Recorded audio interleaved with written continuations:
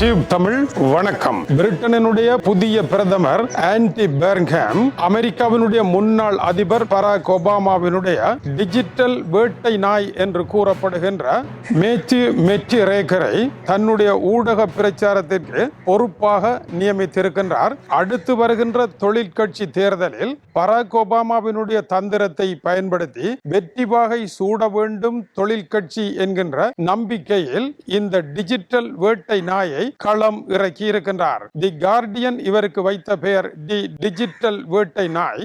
எதற்காக இந்த பெயரை பெற்றார் என்றால் 2012ஆம் ஆண்டு அமெரிக்காவில் நடைபெற்ற அதிபர் தேர்தலில் பராக் ஒபாமா மிட் ரொம்னியை தோற்கடிப்பதற்கான சரியான நடவடிக்கைகளை மேற்கொண்டவர் இந்த டிஜிட்டல் வேட்டை நாய் தான். இவர் எப்படி இன்றைய டிஜிட்டல் மூலமாக வாக்காளர்களை திசை திருப்பி அடிமட்டத்தில் எதுவும் தெரியாமல் யாருக்கு வாக்களிப்பது என்று தெரியாமல் மதில் மேல் பூனைகளாக உட்கார்ந்திருப்பவர்களே வெற்றியை தீர்மானிக்கும் வாக்காளர்கள் ஆகும். இவர்களை ஒன்று திரட்டி பராக் ஒபாமாவினுடைய வெற்றிக்கு வாக்களிக்க கூடியவாறு திசை திருப்பிய ஒரு டிஜிட்டல் ஜாம்பவான் தான் இவர். எனவே இவரை வைத்து தொழிற்கட்சி தன்னுடைய வெற்றியை பெற முயற்சி எடுக்கின்றது. இவர் எப்படி பராக் ஒபாமாவிற்கு வெற்றியை வழங்கினார் என்பதற்கான கேள்விக்கு பதில் இந்த வேட்டை நாய் எதிரணியில் போட்டியிடுகின்றவர்கள் என்ன தவறை விடுகின்றார்கள் என்பதையே பார்த்த வண்ணம் இருக்கும். தங்களுடைய வெற்றி ஒன்றையே அது குறிக்கோளாக வைத்திருக்கும். நாடு பற்றி அதற்கு எந்த அக்கறையும் இருக்காது. மிட் ரொம்னி இங்கிலாந்தில் நடைபெற இருக்கின்ற ஒலிம்பிக் போட்டியை இங்கிலாந்து சரிவர நடத்துமா என்று தனக்கு சந்தேகம் இருப்பதாக ஓரிடத்தில் தவறுதலாக கூறிவிட்டார். இந்த வசனத்தை மட்டும் எடுத்து தனியான ஒரு சிறு காணொளியாக மாற்றி சகல இடங்களிலும் இவர் பரவ விட்டு எத்தனை தகுதி குறைந்த ஒருவர் மிட் ரொம்னி என்று எல்லா இடங்களிலும் பிரச்சாரத்தை மேற்கொண்டார். இதுபோல மிட் ரொம்னி இழைத்த தவறுகளை எல்லாம் 300 வகையான காணொளிகளாக பிரித்து யாருக்கு எது பிடிக்காது, ஓரின சேர்க்கையாளருக்கு எது பிடிக்காது, இருபாலருக்கும் பொதுவான கழிவறை யாருக்கு பிடிக்காது, காட்டு தீ யாருக்கு பிடிக்காது என்று சின்ன சின்ன விடயங்களை எல்லாம் பிரித்து அதில் எதிரணி வேட்பாளர் என்னென்ன கருத்துக்களை கூறியிருக்கின்றார், அது யாருக்கெல்லாம் பிடிக்காது என்பதை தேர்வு செய்து அந்த குழுவை இணைய மூலமாக அடையாளம் கண்டு அவர்களை பிரித்து அவர்களுக்கு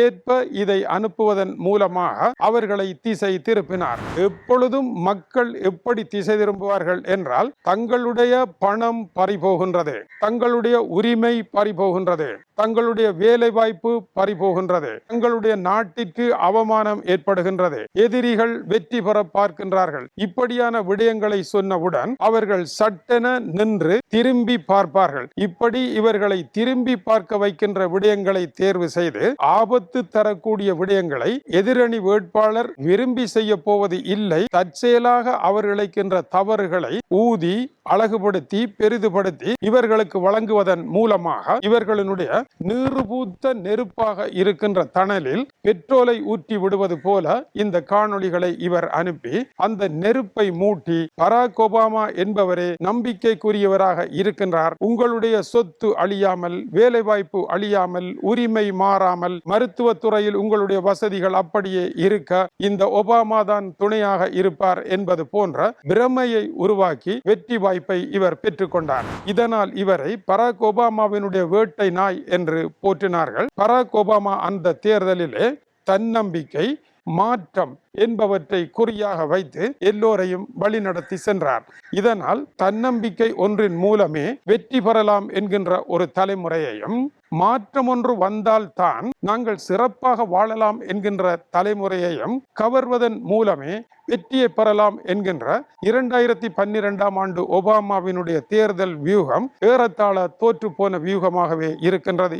ஏனென்றால் 2013ஆம் ஆண்டு பிரிட்டன் தொழிற்கட்சியை வெற்றி பெற செய்வதற்கு, மில்லி பிராண்டை மறுபடியும் பிரதமராக ஆக்குவதற்கு 46 வயதுடைய இந்த இளைஞரை அழைத்து பிரிட்டனில் பிரச்சாரம் செய்த பொழுது தொழிற்கட்சி 26 ஆசனங்களுடன் தோற்றே போய்விட்டது. இதற்கு காரணம் என்ன? அமெரிக்காவில் இருந்த இளையோரனுடைய மனோநிலை மனோநிலையும் பிரிட்டனில் இருந்த இளையோரனுடைய மனோநிலையும் வேறு வேறாக இருந்த காரணத்தினால் பராக் ஒபாமாவினுடைய தந்திரம் வெற்றி பெற முடியாமல் போய்விட்டது. எனவே இப்போதைய பிரிட்டனினுடைய பிரதமர் ஆண்டி பெர்ன்ஹாம் இதே ஆளை கொண்டு வருவதன் மூலமாக எப்படி வெற்றி பெற்றுவிட முடியும் என்று ஒரு கேள்வி எழுந்திருக்கின்றது. இதற்கு காரணம் நெயில் பெராஜ். இப்பொழுது பிரிட்டனில் அவர்தான் முன்னணியில் இருக்கின்றார். அவருடைய கட்சி வெற்றி படியில் இருக்கின்றது. அவருடைய தந்திரம் பிரிக்ஸ் மூலமாக ஐரோப்பாவில் இருந்து பிரிட்டனை வெளியே கொண்டு வந்தவர். இப்பொழுது ரிஃபார்ம் யூகே என்று ஒரு புதிய கட்சியை தொடங்கி இருக்கின்றார். ஐரோப்பாவில் இருந்து பிரிட்டன் வெளியேறிய காரணத்தினால் பிரிட்டனுக்கு எந்த நன்மையும் ஏற்படவில்லை. பிரிட்டனில் ஏற்பட்டிருக்கின்றது அழிவுதான். ஆனால் அழிவின் மேல் அழிவை செய்கின்ற பொழுதுதான் இன்றைய நவீன ஜென்சிகளிடம் வெற்றி பெற முடியும். பராக் ஒபாமாவினுடைய நம்பிக்கை மாற்றம் எல்லாம் இன்றைய ஜென்சிகளிடம் செல்லுபடியற்று போய்விடும் என்று டென்மார்க்கில் இருக்கின்ற டேனிஷ் போல்கபாட்டியினுடைய கட்சி உறுப்பினர் ஒருவர் குறிப்பிடுகின்றார். அப்படியானால் இன்று செய்ய வேண்டிய தந்திரம் தான் எது? நீல் பெராய்ச்சை வெல்ல முடியாத சூழலே இருக்கும். ஏனென்றால் இன்று இங்கு யாருக்கும் தன்னம்பிக்கை தேவையில்லை. இன்று இங்கு யாருக்கும் மாற்றமும் தேவையில்லை. எவரும் முன்னேற்றத்திற்காக உழைப்பதற்கும் இன்றைய இளையோரில் பெருந்தொகையானவர்கள் தயாராகவும் இல்லை.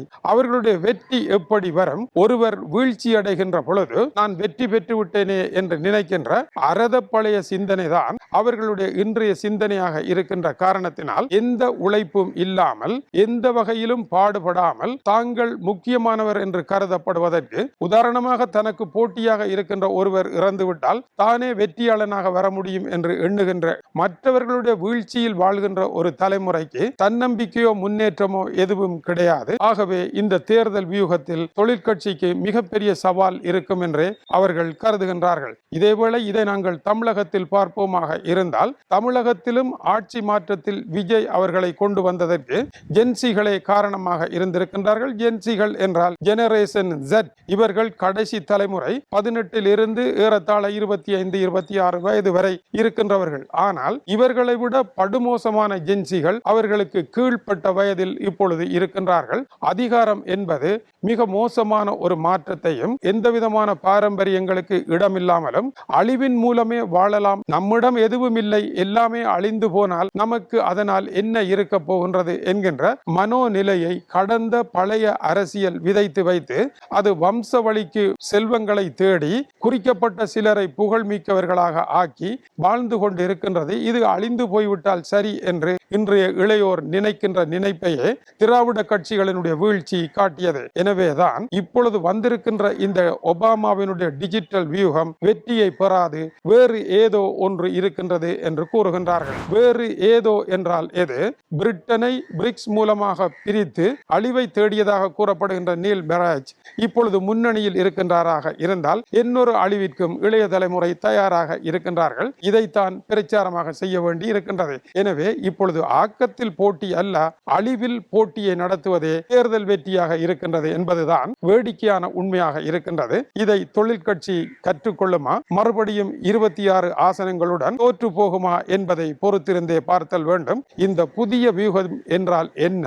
யாராலுமே எத்தருணத்திலும் கண்டுபிடிக்க முடியாத ஒரு வியூகம் இருக்கத்தான் செய்கின்றது. அந்த யுனிக்கான விடயத்தை யார் கண்டுபிடிக்கின்றார்களோ அவர்களே வெற்றி பெற முடியும். அமெரிக்க அதிபர் டொனால்ட் ட்ரம்ப் இதுபோல கவனம் திருப்புகின்ற அர்த்தமற்ற பேச்சுக்களை பேசி கவனத்தை திசை திருப்பி தன்னுடைய பக்கமாக வாக்காளர்களை திசை திருப்பி வருகின்றார். இது அமெரிக்க அதிபருக்கு வெற்றி தருமா இல்லையா என்பதை வரும் நவம்பர் மாதம் முடிவு செய்யும். இருப்பினும் இன்றைய தேர்தல் வியூகத்தில் டிஜிட்டல் அல்கோரிதம் போன்றன வந்திருக்கின்றன. இவற்றை வைத்து வெற்றியை பெறுவதற்கான வாய்ப்புகள் உண்டு. ஆனால் இதை எப்படி பயன்படுத்துவது என்பது இன்றைய அரசியல்வாதிகளுக்கு முக்கிய கேள்வியாக அமைகின்றது. தொடர்ந்து இணைந்திருங்கள். மேலும் சூடான செய்திகள் வருகின்றன.